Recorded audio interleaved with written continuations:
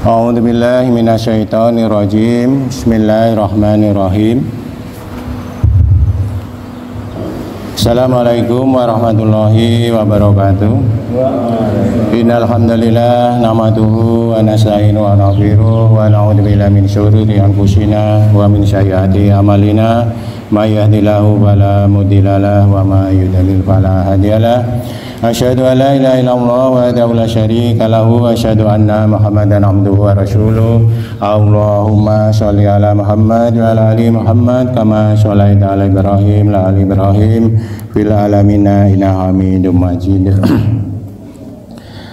Alhamdulillah, Bapak Ibu sekalian yang dirahmati Allah, pagi hari ini karunia yang dilimpahkan Allah kepada kita semuanya selalu bertambah dan kita tidak mungkin akan menghitungnya.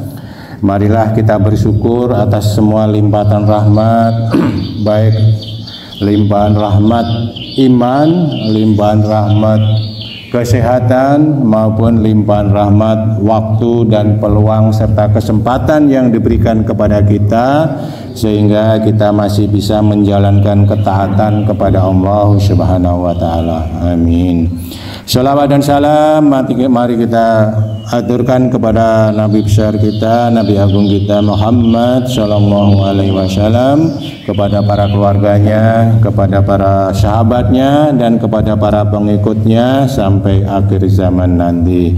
Mudah-mudahan kita semua, anak cucu kita dan dzurriat kita nantinya mendapatkan syafaat dari beliau. Amin ya rabbal alamin. Bapak Ibu sekalian yang dirahmatin Allah, pagi hari ini saya akan melanjutkan sharing saya, menambahkan dan melengkapi tentang masa kita memasuki bulan Syawal, ya. Memasukin bulan Syawal setelah kita menyelesaikan, melaksanakan, berusaha keras untuk bisa beribadah dengan baik di dalam madrasah selama bulan Ramadan 1 bulan penuh. Bapak Ibu sekalian, bulan Syawal adalah bulan yang kita jalanin saat ini. Ada ulama menyebutkan ada 3 definisi ketika kita memasuki bulan Syawal, yaitu bulan Syawal diartikan sebagai bulan irtafa'a. Irtafa'a yaitu meningkatkan dalam kegiatan kita menjalankan suatu kebaikan. Yaitu orang yang bertemu dengan bulan Syawal diharapkan setelah melalui kita madrasah Ramadan itu bisa meraih la'alakum tattaqun, sehingga setelah melalui madrasah Ramadan, setelah melalui pendidikan di dalam bulan Ramadan selama 1 bulan, maka diharapkan kita bisa meningkatkan ketakwaan kita, meningkatkan ibadah kita dan amal-amal kebaikan yang sudah kita laksanakan selama bulan Ramadan, tentunya adalah dalam upaya kita untuk meningkatkan kualitas kehidupan kita. Tentunya kita akan bertanya sebenarnya apa yang meningkat, apa yang harus ditingkatkan. Tadi disampaikan bahwa kita harus tentunya meningkatkan keimanan kita kepada Allah Subhanahu wa Ta'ala.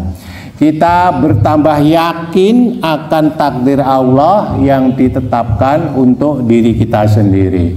Alhamdulillah apabila takdir itu sesuai dengan harapan yang kita doa-doakan, ataupun takdir yang belum pas dengan harapan yang kita doa-doakan. Karena semua takdir tentunya adalah untuk kebaikan kita sebagai hamba yang Allah sangat paham atas keluasan ilmunya, atas keluasan kebijakannya untuk kebaikan kehidupan kita. Yang kedua tentunya adalah bertambah meningkat, yaitu keimanan ibadah kita. Maka kita berharap setelah kita menyelesaikan madrasah Ramadan, setelah kita menyelesaikan pendidikan kita, maka semestinya ada peningkatan di dalam ibadah kita. Setidak-tidaknya kita bisa mempertahankan apa yang sudah kita laksanakan selama Ramadan. Mudah-mudahan begitu, karena kita harus bersemangat terus sehingga kita mendapatkan sokongan, support, doa-doa kita agar kita bisa istiqomah baik di dalam Al-Quran maupun hadis Rasulullah. Doa-doa agar hati kita teguh dalam menjalankan ketaatan, agar hati kita tegar dalam melaksanakan ibadah-ibadah kepada Allah Subhanahu wa Ta'ala. Yang ketiga tentunya bertambah di dalam amal solehnya. Tentunya kita berharap kita makin bermanfaat dalam hidup ini, kita makin soleh dalam hidup ini, dan tentu bertambah indah akhlaknya. Yang awalnya misalnya kita suka marah-marah, mudah-mudahan kita menjadi suka memaafkan dan menjadi pemurah dalam memberi maaf. Yang awalnya mungkin kita suka memukul, maka diharapkan memukul dalam segala hal ya, memukul dengan kata-kata, memukul dengan apa itu komen-komen di sosmed misalnya, apalagi memukul dengan tangan kita atau kaki kita. Mudah-mudahan kita di dalam pergaulan ini bisa menjadi condong untuk merangkul kan gitu. Jadi sudah mengurangi yang memukul-mukul menjadi merangkul. Tentunya dalam hal koridor-koridor syariat Allah.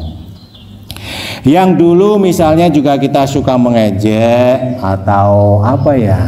Kalau mengejek itu berkomen menyakitkan hati misalnya, sengaja atau tidak sengaja temannya cerita, kita kemudian memberi komentar, ya tidak mau kalah lah seperti yang kemarin-kemarin saya sampaikan.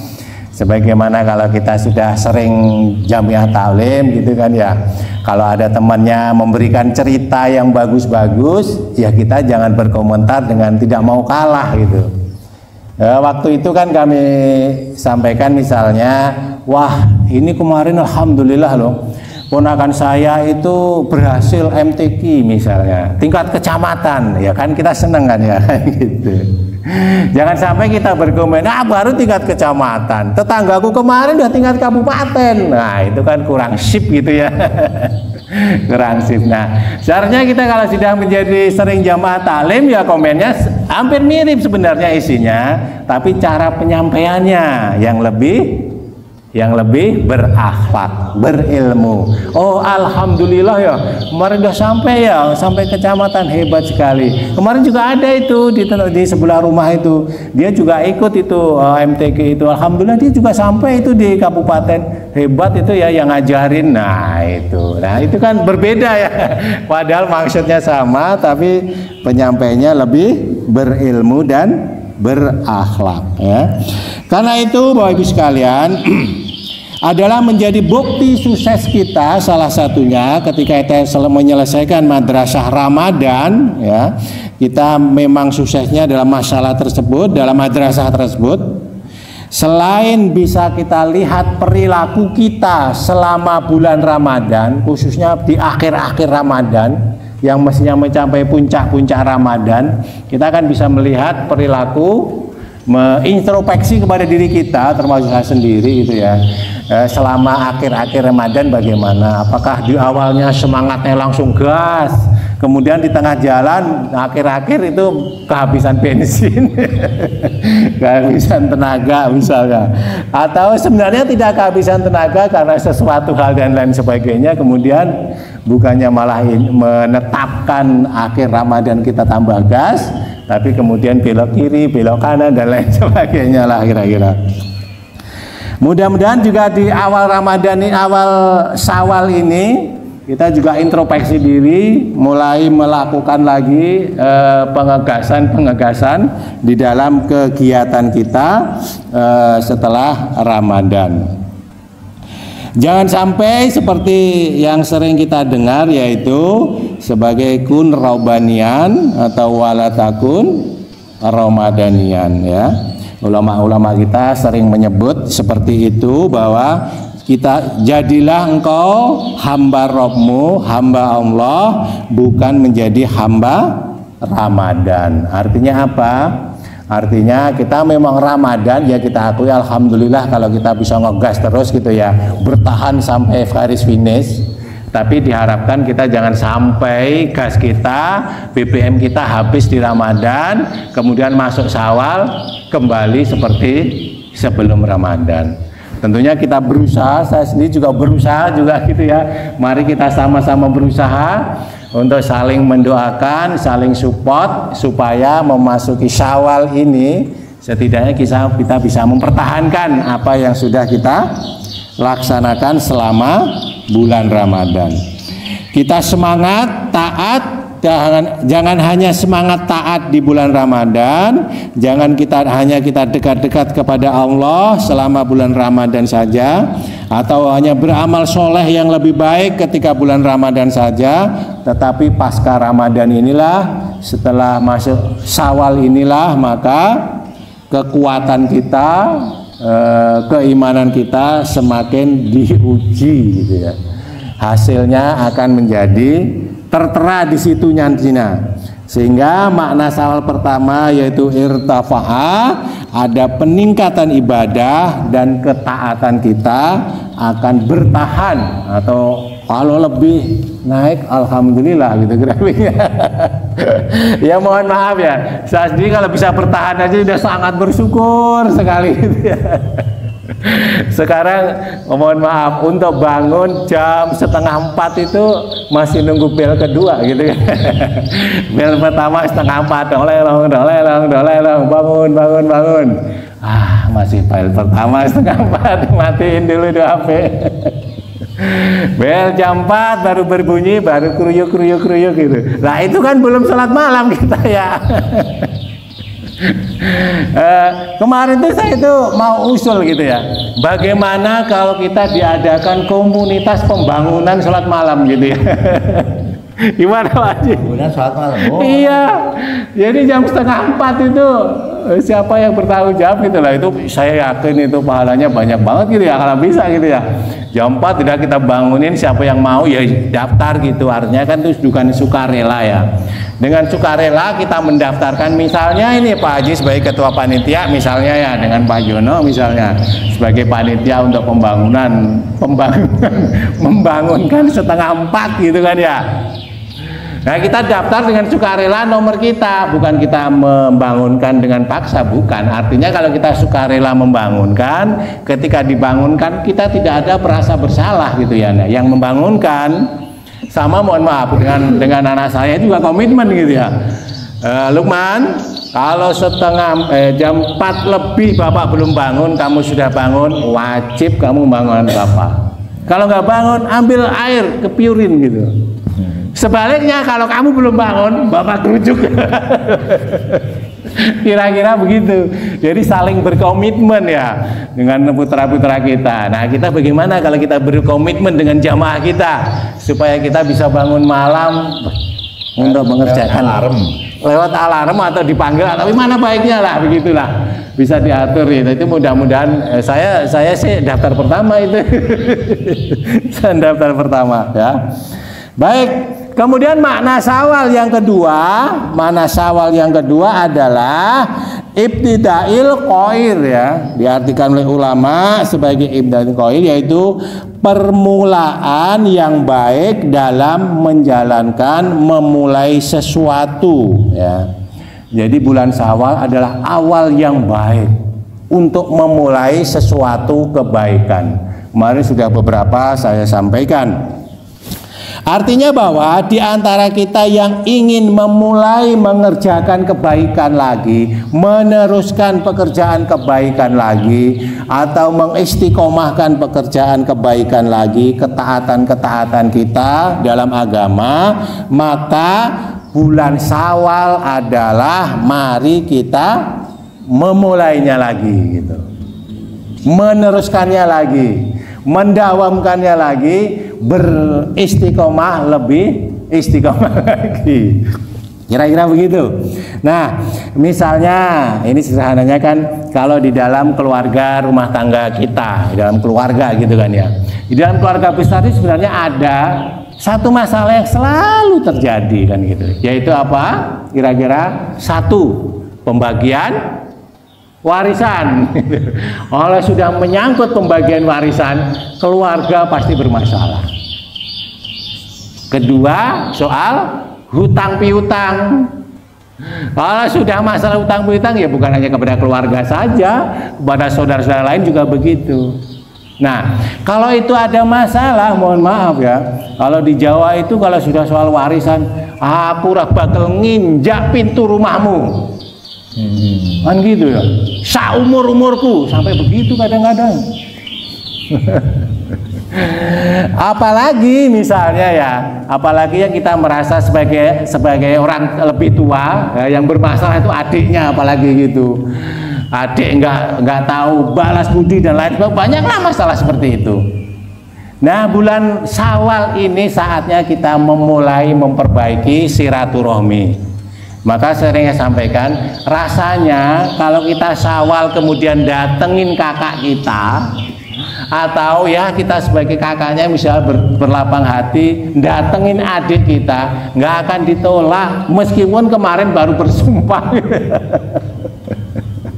Marah-marah nggak karuan segede apapun, akan dibukakan pintu. Karena apa? Ya namanya kita, tradisi kita seperti itu. Kalau Syawal saling memaafkan. Soal maaf memaafkan itu hanya dohir, nggak sampai batin, itu walau alam. Ya nggak usah kita pikirin. Ya maafin cuman dohir doang, batinnya ya nggak karuan, nggak usah itu. Itu bukan urusan kita. Batin urusan Allah kan gitu. Karena apa? Hati manusia berada di jari jemari Allah. Apabila dia ingin membuat seseorang berada dalam kebaikan, tinggal membalikkan saja. Atau Allah membuat keburukan kepada seseorang, dia tinggal membalik saja. Jadi kalau sudah urusan hati, ya kita tinggal berdoa kepada pemilik hati, pengendali hati, yang bisa membolak-balikkan hati manusia. Tapi secara dohirnya, ya kita ngomong, kalau kemarin adikku yang cakep, yang ganteng, yang manis, kakak punya masalah, punya apa, yuk kita rembukan baik-baik lagi. Saat ini minta maaf ya kalau ada salah, mohon dimaafkan. Yuk kita sebagai keluarga rukuk guyub lagi. Begitu juga yang soal hutang piutang, saya kira hal yang sama. Dan yang kedua juga, Syawal adalah salah satu bulan yang baik untuk kita melakukan ijab kabul kan gitu ya, ijab kabul dalam pernikahan. Sehingga Rasulullah juga melakukan pernikahan beberapa itu, pernikahan beliau sendiri dengan istrinya, dengan beberapa istrinya di bulan Syawal. Menikahkan putri-putrinya juga beberapa di bulan Syawal. Kenapa? Itu salah satunya adalah pada saat itu zaman jahiliyah, menikah di bulan Syawal itu adalah pamali kalau orang sini kan. Kalau orang ini rezekinya jelek dan lain sebagainya, kehidupan rumah tangganya akan berantakan lah gitu. Pamali di bulan Syawal. Maka Rasulullah seperti biasanya adalah menyelisihi perbuatan kegiatan orang-orang jahiliyah kan gitu. Maka Rasulullah memulai menikah dengan Bunda Aisyah di bulan Syawal ya begitu. Atau Bapak Ibu sekalian, kita memang di bulan Syawal itu adalah momen terbaik untuk memulai yang baik tadi ya. Sebagian besar orang mukmin selama Ramadan hatinya sudah dilatih untuk berbagai nasihat kebaikan, sehingga akan lebih mudah kita dalam memberi, lebih mudah kita dalam menerima kebaikan dari orang lain. Apalagi itu kebaikan, perdamaian, untuk mengajak guyub rukun lagi dalam keluarga, di dalam tetangga. Ya namanya bertangga, kadang-kadang itu kita buang sampah salah kan begitu. Karena kita punya tangga, kita punya pohon, daunnya berguguran di halaman tetangga, ditiup angin. Kita salah juga kan gitu. Makanya itulah salah satu, kita kan nggak sengaja. Yang punya daun ya Allah, yang menggugurkan Allah, yang meniupkan angin untuk sampai ke halaman tetangga juga Allah. Tetapi pohon itu yang nanam kita. Maka ternyata pohon bisa menjadi satu jembatan kan gitu ya, satu sambungan untuk kita bisa bersilaturahmi kepada tetangga gitu. Dalam hal tentunya kebaikan, ya bisa jadi pohon menjadi sebab musabab musuh, bisa jadi menjadi masalah, bisa jadi.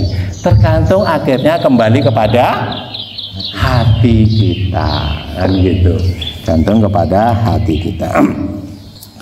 Makanya Bapak Ibu sekalian, bila ada orang yang sudah bertemu bulan Ramadan itu, kemudian beliau orang-orang ini melalui bulan Ramadan sebulan penuh dan memasuki bulan Syawal, tapi belum bisa memulai suatu kebaikan untuk dihadirkan di dalam hidupnya, ya gimana ya?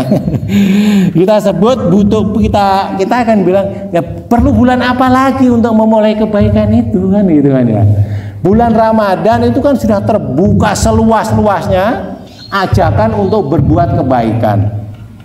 Bahkan orang yang nggak pernah, mohon maaf ya, orang yang jarang nggak pernah ke masjid, tiba-tiba bulan Ramadan ikut raweh, apa hati kita? Seneng banget dapat jamaah lagi, kata Pak Haji.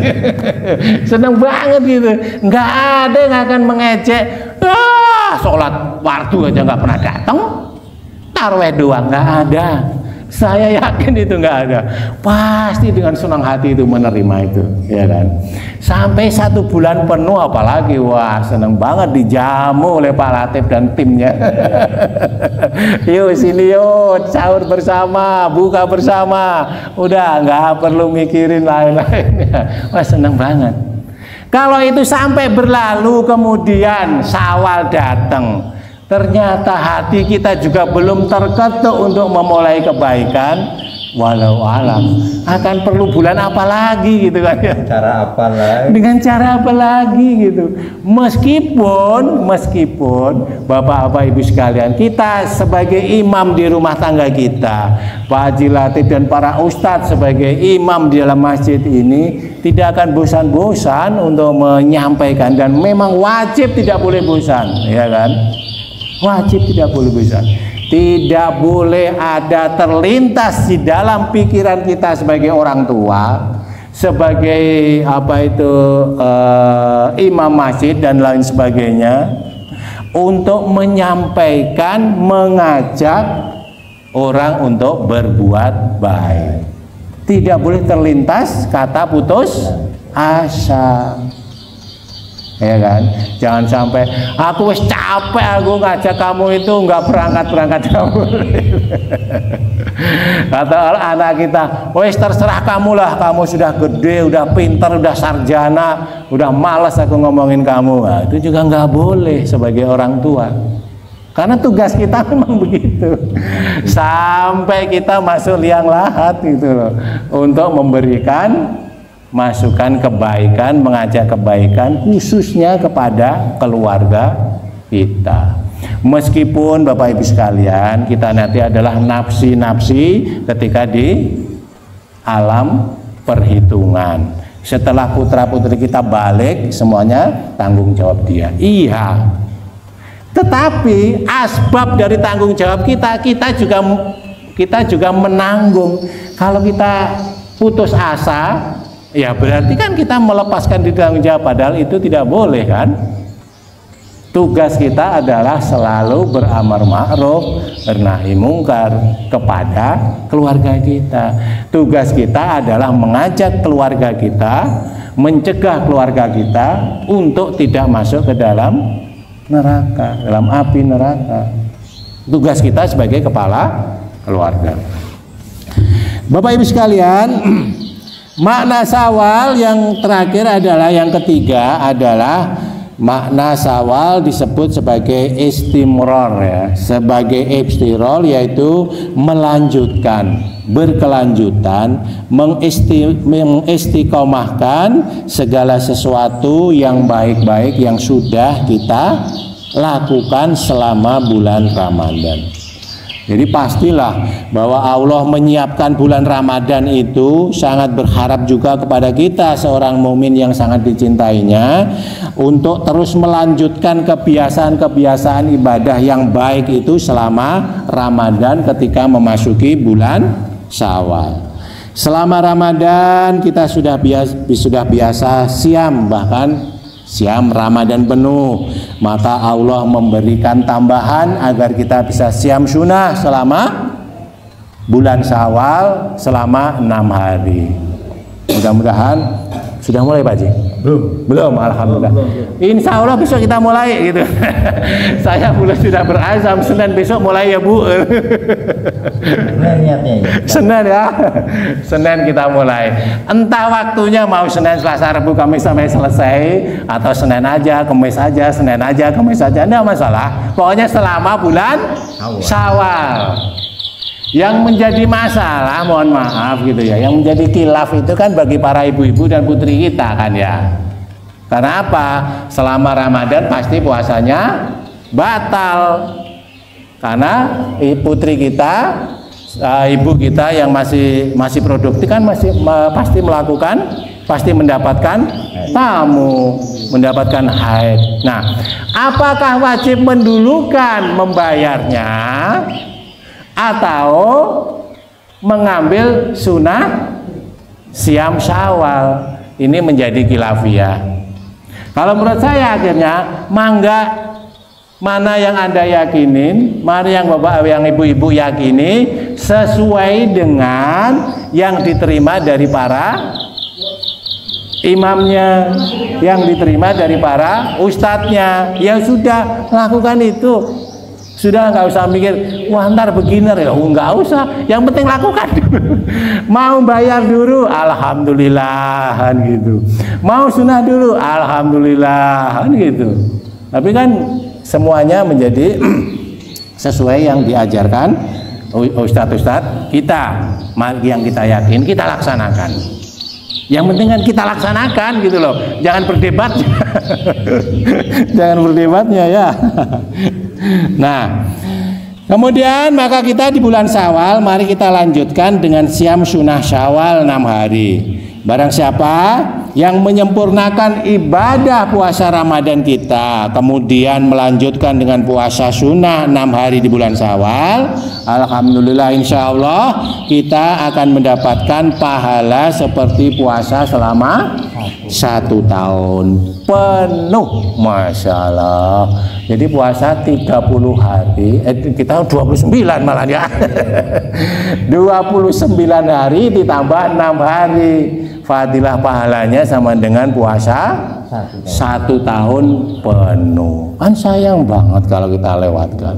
Maka kalau saya selalu sampaikan, hukum ekonomi yang modalnya kecil dapatnya besar, ya kita hajar. Kita hajar, sayang dilewatkan ya. Mudah-mudahan tubuh kita sehat untuk melaksanakan, udah dilatih sebulan puasa kita, mudah-mudahan sehat. Kemarin tidak hawak makan macam-macam sehingga perutnya mules. Mudah-mudahan tidak begitu. Kalau kemarin Ramadan kita qiyamul lail dengan sholat tarawih, maka di Syawal dan seterusnya kita berusaha mempertahankan itu, beristiqomah untuk bisa mempertahankan itu, gitu kan ya. Ya minimal kalau turun gitu ya, apa itu suhunya turun, derajat turun, ya minimal tiga rakaat sholat witir lah. Jadi setelah selesai isya gitu ya, kalau takut nanti nggak bisa bangun, kita witir dulu 3 rakaat. Apalagi kalau ini nanti kita jadi gitu ya, komunitas membangunkan sholat malam. Wah, mudah-mudahan ini kan usaha ikhtiar kita Pak Haji ya. Ikhtiar kita bersama-sama itu. Karena kita pengennya, kata Pak Ustadz Majid, diantarkan ke pintu surga itu bersama-sama. Jangan satu diantarkan, yang lain dicorokin. Ya, jangan sampai ibadah-ibadah Ramadan kita yang telah kita tunaikan kemudian melebur, Bapak Ibu sekalian ya. Kemudian melebur, ambiar gitu. Melebur, ambiar, hilang seolah-olah tiada bekas. Padahal kita sudah melaksanakan 1 bulan yang sudah kita laksanakan. Jangan sampai melebur habis, ambiar habis, nggak ada bekas belas. Ya Ramadan, selesailah, sudahlah. Sekarang kan Syawal, sudah kita jalani Syawal apa adanya. Aduh, jangan sampai begitulah. Sayang beribu sayang gitu ya, ampun beribu ampun kalau begitu ya. Kita berusaha mempertahankan itu jangan sampai melebur sehingga tiada bekas atau hilang sama sekali. Mudah-mudahan di antara kita tidak, karena kita saling support, saling mengingatkan, saling membantu ya. Kenapa? Karena Ramadan pergi, semangat ibadah pergi. Jangan sampai akhirnya semangat kita Syawal ikut hanyut, ikut kentir kalau orang Jawa, dibawa banjir, habisnya awal Ramadan, habisnya awal Syawal, mulainya awal Syawal. Karena awal Syawal itu kan bagaikan bah air banjir ya. Jadi kalau Ramadan ya sederhananya Ramadan seluruh syaitan dibelenggu kan gitu kan. Maka begitu adzan maghrib masuk bulan Syawal, belenggunya pada putus, seluruh syaitan berber. Berbagai macam godaan banyak sekali. Bapak Ibu sekalian, Ramadan pergi, kebiasaan kita yang baik dan ibadah kita jangan sampai ikut pergi sebagaimana kita harapkan, kita doakan, sehingga ujungnya apa nanti kalau semuanya pergi itu, maka Ramadan itu akan menjadi tamu biasa aja. Padahal kita paham Ramadan itu tamu super istimewa, tamu VVIP kan gitu. Seharusnya dan mudah-mudahan kita juga beranggapan seperti itu. Sehingga akhirnya ketika hal itu menjadi tamu biasa Ramadan itu, seolah-olah Ramadan itu datang tidak kita jemput dan pulang tidak kita hantarkan. Wes bludus saya, bludus gitu kayak biasa, nggak ada bedanya gitu ya. Sehingga setelah itu 11 bulan kemudian, 11 bulan berikutnya tidak ada bulan yang nampak dalam kehidupan kita dalam menambah kebaikan. Seolah-olah Bapak Ibu sekalian, selama Ramadan kita itu hanya mengukir kebaikan di atas pasir. Begitu dihantam ombak berbet, semua hantam ombak Syawal, semuanya hilang. Mudah-mudahan seperti kemarin disampaikan oleh Ustadz, siapa putranya namanya sampai lupa. Ustadz Fitrah gitu ya. Selama Ramadan gitu kita adalah mengukir kebaikan di atas batu. Supaya ketika datang awal Syawal yang banyak godaannya, ombaknya itu menerjang, tetap ada itu terbekasnya. Meskipun memang kita berat mengukir di atas batu kan gitu ya. Tapi mudah-mudahan itu kita bisa mengukir di hati kita kebaikan dan ketaatan itu sehingga tetap berjalan di dalam bulan Syawal ya. Bisakah kita disebut gagal kalau kita tidak bisa mempertahankan di bulan Syawal? Ya kata ulama disebut iya. Gagal kita madrasah kita selama 1 bulan di bulan Ramadan. Bahkan para ulama, kalau tidak ada bekasnya sudah jelas lah itu kan ya. Bahkan kalau bekasnya itu kecil-kecil gitu kan ya. Tadi misalnya saya sebutkan sudah mulai bulan Syawal kita puasa Syawal males-malesan, misalnya begitu ya. Kemudian apalagi puasa-puasa berikutnya, kalau puasa Syawal aja males. Padahal dengan janji rezeki rahmat Allah yang sudah kita tahu itu aja males gitu. Ya bagaimana di bulan-bulan berikutnya untuk puasa sunahnya, lebih males lagi kan gitu. Lebih males lagi. Oleh karena itu orang yang bertemu Ramadan hingga Ramadan berakhir dia tidak bertambah ibadahnya. Kan kita sering mendengar hadisnya gitu kan ya, disampaikan para ustadz, dan dia tidak mendapatkan ampunan dari dosa-dosanya oleh Allah, itulah orang-orang yang rugi besar, itulah orang-orang yang celaka kan itu. Astagfirullah. Mudah-mudahan kita terlepas dari itu semua. Amin. Oleh karena itu oleh karena itu, apa yang perlu kita lakukan usai Ramadan? What next? Apa tindakan kita berikutnya gitu, supaya kita bisa mempertahankan, supaya kita bisa beristiqomah memasukin bulan Syawal yang tentunya lebih banyak godaannya. Bulan Syawal, mohon maaf, itu kan alhamdulillah kalau bulan Syawal itu kita masih bisa jamaah taklim gitu kan ya. Maksudnya apa? Support, dukungan dari para jamaah itu masih banyak. Kalau di bulan Ramadan itu sudah full kan, nggak ada yang menghadang, nggak ada yang menghalangi. Semua jamaah orang-orang mukmin itu mendukung ibadah di bulan Ramadan. Nah kalau di bulan Syawal tentu ini mulai turun kan yang mendukung. Ya mulailah jamaah kita yang aktif, mulailah keluarga kita saja. Kalau Ramadan mau semuanya mendukung, sampai toa-toa di pinggir jalan pun mendukung. Sampai toa-toa di pinggir jalan mendukung. Nah sekarang enggak kan gitu, sebagian sudah mulai turun. Nah itu menjadi cobaan kita kan gitu ya.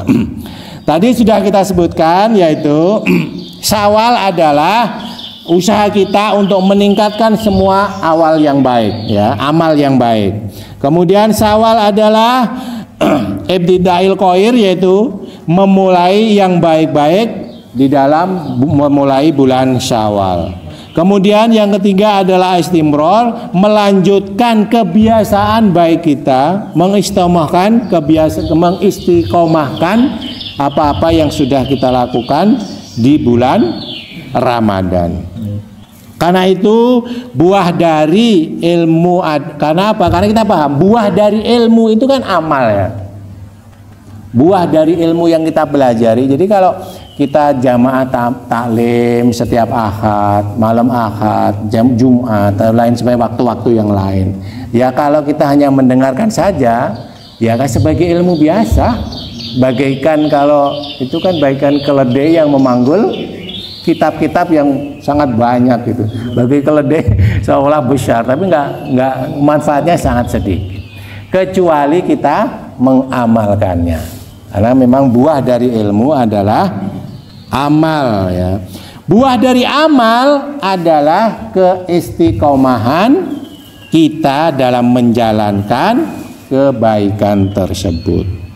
Maka sering disebut bahwa semua orang itu akan merugi kecuali orang yang berilmu. Tetapi orang yang berilmu juga masih mempunyai potensi rugi, kecuali mereka yang beramal. Ya, nah, meski begitu Bapak Ibu sekalian, orang-orang yang sudah beramal pun masih mendapatkan gangguan, kemungkinan, peluang untuk rugi. Jadi sudah berilmu, kemudian sudah beramal, tapi tetap ada peluang yang rugi orang-orang yang beramal itu, yaitu kecuali amal-amal yang dia lakukan diniatkan dengan ikhlas karena Allah Ta'ala ya. Orang yang sudah ikhlas beramal ini pun ya sudah ikhlas, sudah beramal dalam kondisi ikhlas, masih bisa tekor. Ternyata kebut banget ya olah-olah ya. Masih bisa tekor kecuali mereka yang beristiqomah untuk melanjutkan amal-amal kebaikannya. Jadi sederhananya Bapak Ibu sekalian, kita mempunyai duit 100.000, masukkan kotak amal 1 kali jeblek, wis 3 wulan orang ngamal-ngamal meneh. Kalau saya lebih condong 100.000 dibagi aja kalau mau memang 3 bulan kan ya. Sehingga setiap hari ngemplung, setiap hari ngemplung, setiap hari ngemplung. Sehingga tulisan catatan amal kita panjang gitu. Karena keikhlasan. Memang salah satu sisi amal kita dinilai dari jumlah nominal. Tetapi akan lebih bagus dan itu lebih ikhlas dan istiqomah. Nilai nominal tidak kita hitung-hitung. Ya gimana sih hati kita itu kadang-kadang kan miring ke kiri. Coba kita amal 1 juta, diinget-inget terus nggak? Oh diinget-inget terus. Nggak amal, ini amal ke adiknya, amal ke saudaranya, 1 juta diinget-inget terus. Kemarin kan kamu saya bantu 1 juta, katanya utang lah. Ingat loh Pak Haji, kemarin saya bangun kamar mandi itu saya nyumbang 1 juta loh. Aduh.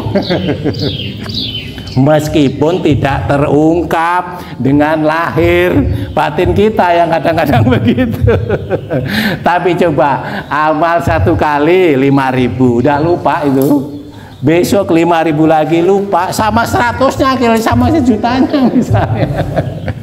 Itu sebenarnya hanya teknik, tip aja supaya kita tidak mencuat ya aku kita itu, egois kita itu. Sehingga bisa beramal lebih ikhlas lagi, tidak mengingat-ingat lagi. Baik Bapak Ibu sekalian, mungkin sampai di sini. Insya Allah pekan depan bisa kita lanjutkan di lain waktu.